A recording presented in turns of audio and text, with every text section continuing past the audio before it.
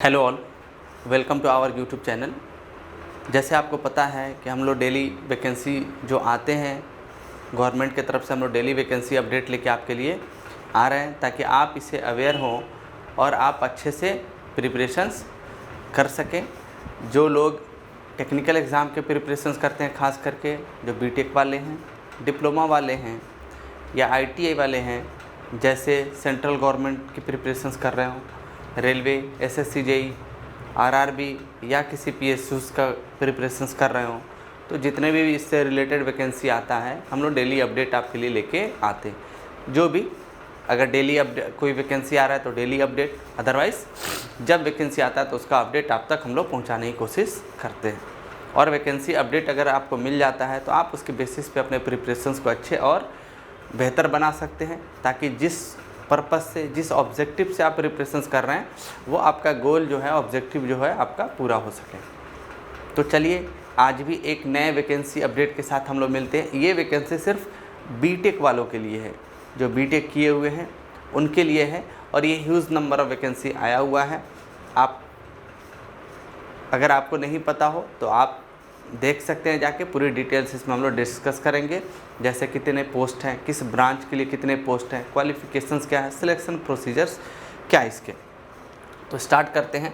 जैसे थंबनेल में आप देख रहे होंगे, यहाँ पे लिखा हुआ है NPCIL रिक्रूटमेंट। NPCIL में रिक्रूटमेंट आया है। NPCIL का मतलब होता है nuclear power corporation of India limited. ये डिफेंस का सेगमेंट है और इसमें आया है। ET का मतलब होता है एग्जीक्यूटिव ट्रेनी। जो बीटेक के पोस्ट पे, जो बीटेक के लिए रिक्रूटमेंट होता है उसका नाम ET होता है या MT होता है, मैनेजमेंट ट्रेनी या एग्जीक्यूटिव ट्रेनी के नाम से पोस्ट निकाला जाता है। यहाँ पे NPCIL ने इस साल ET के नाम से वैकेंसी निकाला है और ये बीटेक वालों के लिए है खास करके। आगे हम लोग स्लाइड में देखेंगे। बीटेक के लिए है, गेट बेसिस पे है। आपको पता है कि जो लड़के इंजीनियरिंग करते हैं वो गेट के एग्ज़ाम देते हैं। सिलेक्शन गेट बेसिस पे होगा, जो शॉर्ट लिस्टिंग आपका होगा गेट बेसिस पे होगा, लेकिन इसके कुछ क्राइटेरिया है जो आगे हम लोग पूरी डिटेल्स में इसको समझने की कोशिश करेंगे। ह्यूज नंबर ऑफ वैकेंसी आपको दिख रहा है। टोटल नंबर ऑफ पोस्ट 325 है, 325 वैकेंसी है। आजकल आपको भी पता है कि वैकेंसी की स्कार्सिटी है, गवर्नमेंट की तरफ से वैकेंसी नहीं दिया जा रहा है, लेकिन ये आपके लिए तो अपॉर्चुनिटीज़ बन रहा है। अभी रेलवे में वैकेंसी आएगा, हर जगह वैकेंसी आना स्टार्ट हो गया। 2 साल आप 3 साल का ट्रैक उठा के देख लें तो सारे जगह वैकेंसी बंद था, नई वैकेंसी आ रहा था। तो ये हमारे लिए अपॉर्चुनिटीज़ बन रहा है। जो हम प्रिपरेशंस 1.5 साल 2 साल से कर रहे हैं, तो ये हमारे लिए एक बेहतर अपॉर्चुनिटीज़ है, हम इसे मिस ना होने दें। और ऑब्वियस सी बात है, अगर आप बीटेक के स्टूडेंट होंगे तो आपने गेट दिया ही होगा और उसके बेसिस पे आपने ज़रूर अच्छा किया होगा, उसी के बेसिस पे ये सिलेक्शन होगा। और भी वैकेंसी आते रहेंगे, अभी अपने प्रिपरेशंस को जारी रखना है। आगे स्लाइड में देखते हैं। जैसे किस पोस्ट के लिए, किस ब्रांच के लिए कितनी वैकेंसीज हैं और कैटेगरी वाइज वैकेंसी दिया हुआ है। जैसे मैकेनिकल के लिए अगर बात करें तो टोटल 123 सीट है।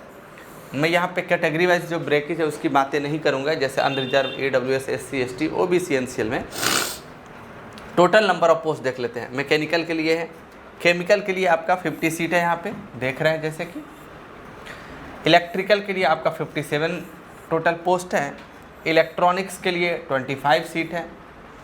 इंस्ट्रूमेंटेशन के लिए 25 है और सिविल ब्रांच के लिए 45 है। It means the total vacancy is 325। Total post कितना अपना 325 सभी ब्रांच के लेके है। सबसे ज़्यादा पोस्ट आप देखेंगे तो मैकेनिकल के लिए है, तो खास करके मैकेनिकल वालों के लिए वैकेंसी नहीं आ रहा था, ये अपॉर्चुनिटी आ रहा है। आगे भी अपॉर्चुनिटीज़ आपको मिलते रहेगा। अपने प्रिपरेशंस को आप जारी रखें, आप ज़रूर सक्सेस होंगे।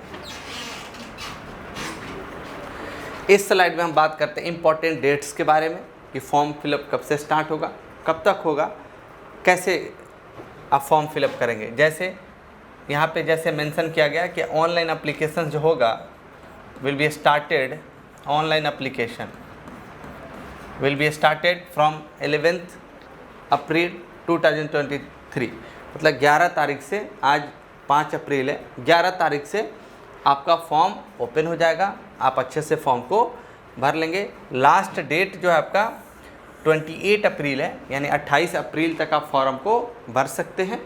17-18 दिन आपको टाइम मिलेगा, इसी में आपको फॉर्म भर लेना है। पेमेंट ऑफ अप्लीकेशंस आप 11 अप्रैल से लेके 28 अप्रैल तक आपको कर देने हैं। और पेमेंट कितना करना, इन्होंने लिखा है non refundable application fee of Rs 500 is chargeable only male application belonging to the general, EWS and OBC category. उनको सिर्फ फ़ी पे करना है जो जनरल कैटेगरीज के हैं, EWS के हैं और OBC के स्टूडेंट हैं। बाकी कैटेगरी SC, ST और PD और डिसेबल कोटा के जो कैंडिडेट्स हैं उनको फ़ी पे नहीं करना। फीमेल कैंडिडेट्स किसी भी कैटेगरीज के हों उनको फ़ी पे नहीं करना है। Only the fee is applicable for the students और कैंडिडेट्स जनरल और EWS और OBC NCL, OBC categories either NCL और नॉन NCL। एलिजिबिलिटी क्राइटेरिया, ये सबसे अहम चीज़ है। एलिजिबिलिटी क्राइटेरिया क्या है, आपके पास पहला है BTech होना चाहिए या BSc इंजीनियरिंग हो। पहले BSc इंजीनियरिंग भी होता था, BE इंजीनियरिंग भी होता था, अब हर जगह ऑलमोस्ट BTech होने लगा, वही है। या आपके पास 5 ईयर का डुअल इंटीग्रेटेड कोर्स भी हो, BTech प्लस MTech हो, दोनों आप एलिजिबल हैं। 60% होना चाहिए, ये सब क्राइटेरिया। ऑब्वियस सी बात है, BTech आप कर रहे हैं तो वो AICT UGC से अप्रूवल होता ही है, इसमें कोई दो राय नहीं है। पहला एलिजिबिलिटी। दूसरा कि ये प्योरली गेट बेसिस पे सिलेक्शन होगा। The selection is only based upon GATE exam, GATE basis पे होगा। और इन्होंने लिखा कि गेट किसका स्कोर होना चाहिए, गेट 2021 अगर स्कोर है तब भी आप एलिजिबल हैं, 22 है या 23 है जो रिसेंट ईयर है, यानी गेट 2021 हो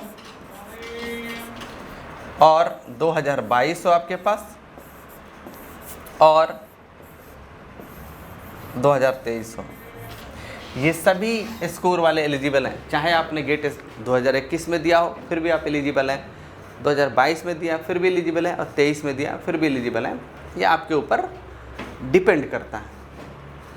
जो बेहतर स्कोर होगा, आपने मान लिया तीनों साल आपने गेट दिया, तो जो बेहतर स्कोर होगा आपका, जिसमें बेहतर मार्क्स होगा, अच्छा मार्क्स होगा, उसके बेसिस पे आप फॉर्म को फिलअप करेंगे।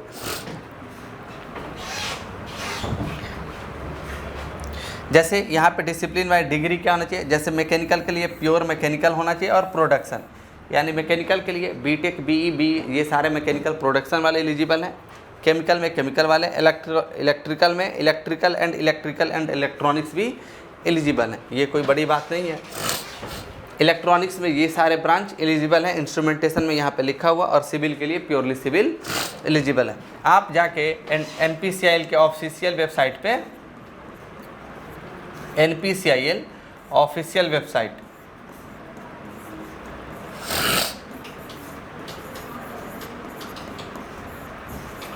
पे पूरे नोटिफिकेशंस को आप देख सकते हैं, क्योंकि आपको फॉर्म भी फिलअप करने के लिए ऑफिशियल वेबसाइट को विज़िट करना पड़ेगा।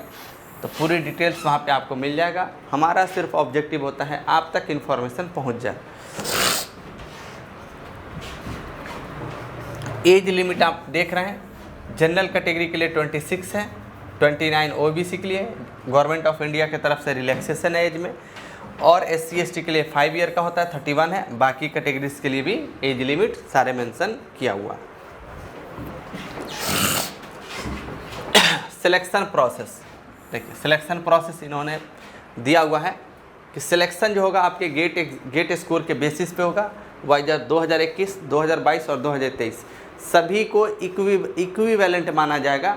आप अगर 2021 में स्कोर या 2022 या 2023 सबका वेटेज सेम है, लेकिन ये जो इंटरव्यू में बुलाएंगे उसका रेशियो होगा 1:12, यानी एक अगर सीट होगा तो उस पर 12 कैंडिडेट को ये बुलाएंगे इंटरव्यू के लिए। अगर सेम मार्क्स होगा तो गेट और इंटरव्यू पे डिपेंड करेगा।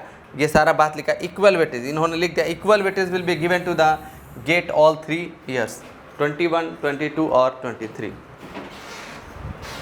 ये जो गेट बेसिस पे जो होगा सिर्फ सिलेक्शन होगा, इसका फाइनल लिस्ट जो आपका प्रिपेयर होगा उसमें गेट के स्कोर का कोई मतलब नहीं होगा। इट मीन्स अगर आपने सिर्फ शॉर्टलिस्ट कर लिया और शॉर्टलिस्ट हो गए आप और आपका इंटरव्यू अगर अच्छा जा रहा है तो उसमें गेट के इंटरव्यू अच्छा गया है तो उसमें गेट स्कोर का कोई रोल नहीं है, क्योंकि प्योरली सिलेक्शन जो होगा आपका इंटरव्यू बेसिस पे होगा। The only get score is the criteria for the short listing, not for the final selection. The final selection is only purely based upon the interview performance. यहाँ पे इन्होंने लिख दिया फाइनल सिलेक्शन के नाम से, the final selection will be done on the basis of performance in the personal interview subjected to the medical fitness. वो तो मेडिकल फिटनेस फॉर्मेलिटीज़ होते हैं, लेकिन इन्होंने बोल दिया कि the final selection is only based upon the personal interview, उसी performance in the personal interview.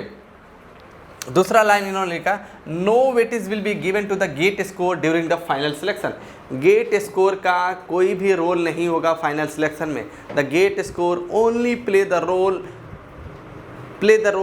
When during the short listing of the candidate. आप इंटरव्यू में शॉर्ट लिस्ट का हो गए इंटरव्यू के लिए, बाकी गेट के स्कोर का मतलब ख़त्म हो जाता, फिर अब रोल आता है सिर्फ इंटरव्यू का।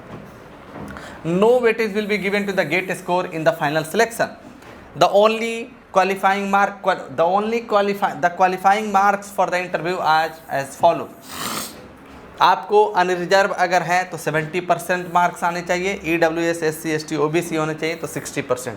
इन्होंने प्योरली बोल दिया कि इंटरव्यू बेसिस पे फाइनल लिस्ट बनेगा, आपका जो गेट स्कोर होगा वो एक सिलेक्शन का एक शॉर्ट लिस्टिंग का फैक्टर बन सकता है, लेकिन जो interview basis personal interview basis पे performance in the personal interview basis पे जो सिलेक्शन होगा आपका, वो सिर्फ और सिर्फ आपका फाइनल सिलेक्शन में काम आएगा। उसी के स्कोर आपके कंसिडरेबल होंगे और उसी के स्कोर पे फाइनल लिस्ट भी आपका प्रिपेयर किया जाएगा। अनरिजर्व कैटेगरीज में 70% आपको लाने होंगे इंटरव्यू में मार्क्स, और बाकी रेस्ट कैटेगरी में 60%, तभी आपके सिलेक्शन के चांसेस बढ़ेंगे, अदरवाइज सिलेक्शन के चांसेस कम होंगे। तो आपको आई होप आपको बातें समझ में आ गया होगा।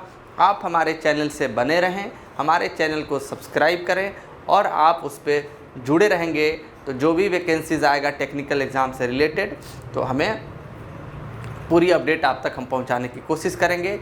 बाकी डिटेल्स के लिए आप ऑफिशियल वेबसाइट पर विज़िट कर सकते हैं, सारी और डिटेल्स आपको वहां से मिल जाएगा। दूसरी बात, अगर आप प्रिपरेशंस करना चाहते हैं तो हमारा ऑनलाइन रिकॉर्डेड सेशन भी जाता है, आप हमारे ऑनलाइन रिकॉर्डेड सेशन ले सकते हैं। दूसरा, ऑफलाइन बैचेज भी चलते हैं लक्ष्मी नगर में, आप हमारे ऑफलाइन बैचेज भी ज्वाइन कर सकते हैं। अगर इंजीनियरिंग के स्टूडेंट हैं या डिप्लोमा के स्टूडेंट हैं जो जूनियर इंजीनियर असिस्टेंट इंजीनियर का प्रिपरेशंस करते हैं तो हमारे बैचेस ज्वाइन कर सकते हैं। काफ़ी फिजिबल प्राइस पे हमारे बैचेस आपको पढ़ाया जाता है और हमारे पेन ड्राइव कोर्सेज भी अवेलेबल है। फिर मिलते हैं अगले अपडेट के साथ, तब तक फ़िलहाल ओके।